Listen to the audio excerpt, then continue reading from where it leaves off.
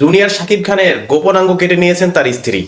হ্যাঁ, আমার নিচেই আপনারা সংবাদটা দেখতে পাচ্ছেন। এই ঘটনাটি ঘটেছে নারায়ণগঞ্জে। নারায়ণগঞ্জে জুনিয়র শাকিব খান, তিনি শাকিব খানের মতন কথা বলেন, টিকটক করে ভাইরাল হয়েছেন, তাই তার নাম দিয়েছেন সবাই জুনিয়র শাকিব খান। তিনি ভালোবেসে বিয়ে করেছেন, এটা তার দ্বিতীয় বিয়ে, এবং যাকে বিয়ে করেছেন তারও কিন্তু দ্বিতীয় বিয়ে। দাম্পত্য কলহের জেরে ঘুমন্ত অবস্থায় এই শাকিব খানের গোপনাঙ্গ কেটে নেয় তার বউ, এবং পরবর্তীতে 999-এ ফোন করে আইন শৃঙ্খলা বাহিনী আসে তাকে রক্তাক্ত অবস্থায় সেখানে পায়।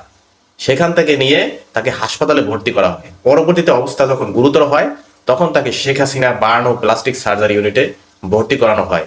তার অবস্থা কিন্তু খুব সংকটাপন্ন এখন, এবং তার গোপন অঙ্গের যে বাকি যে অংশটুকু সেটুকু কিন্তু তার স্ত্রীর কাছ থেকে উদ্ধার করা হয়েছে। মানে কি ভয়ঙ্কর একটা সংবাদ, মানে শুনলে গা শিরশির করে ওঠে।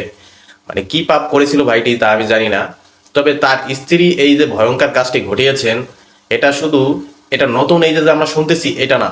আমি কিন্তু পার্সোনালি ভাবে ফেসবুক ইউটিউব যখন চালাই, নিউজ ফিডে আরো এরকম অনেক সংবাদ দেখেছি। বাংলাদেশে এরকম অনেক ঘটেছে যে স্বামীর গোপনাঙ্গ কেটে নিয়েছেন তার স্ত্রী। তাই যারা পুরুষরা আছেন অবশ্যই সাবধান হবেন এবং সতর্ক হয়ে যাবেন। আর এই ঘটনাগুলো ঘটার কিন্তু কয়েকটা কারণ রয়েছে। আমি যেটা মনে করি তার 1 নম্বর কারণ হচ্ছে পরকীয়া। স্ত্রী থাকতেও যেসব পুরুষরা পর নারীতে আসক্ত, মানে একাধিক নারীতে তারা আসক্ত থাকেন, তখন তার স্ত্রী কিন্তু এটা কোনোভাবেই মেনে নিতে পারে না, এবং স্বামীর সাথে কিন্তু সে কথায় পেরে ওঠে না, বা কোনো একটা কিছু বলতে গেলে তাকে মার খেতে হয়, এরকম অনেক কিছু। পরবর্তীতে কিন্তু তার মনে অনেক ক্ষোভ জিদ জন্ম নেয়, যেটা বড় হয়ে এক সময় তিনি সুযোগ বুঝে এই কাজটা আপনার সাথেও করতে পারে। তাই সাবধান হয়ে যাবেন। 2 নম্বর কারণ যেটা আমি মনে করি সেটা হচ্ছে বহুবিবাহ, অর্থাৎ একাধিক বিয়ে।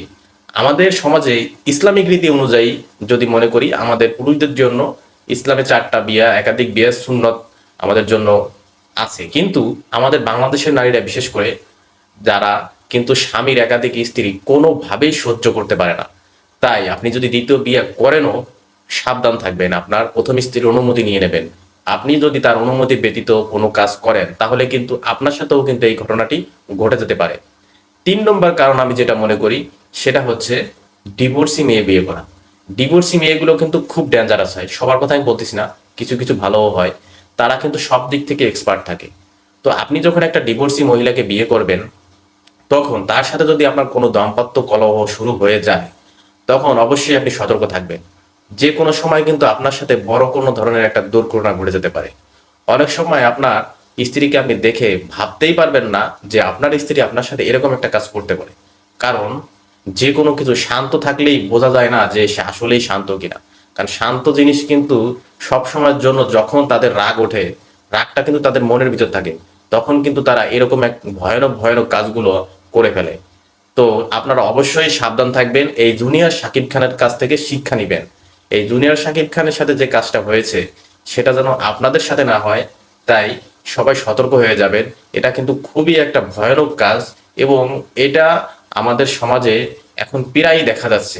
তো আপনার স্ত্রীর সাথে যদি আপনার দাম্পত্য কলহ থেকে থাকে, বা আপনি যদি পরনারীতে আসক্ত থাকেন, বা একাধিক বিয়ে করে থাকেন, ডিভোর্সি মহিলা বিয়ে করে থাকেন, তাহলে অবশ্যই আপনার জন্য কিন্তু বিপদ সংকেত।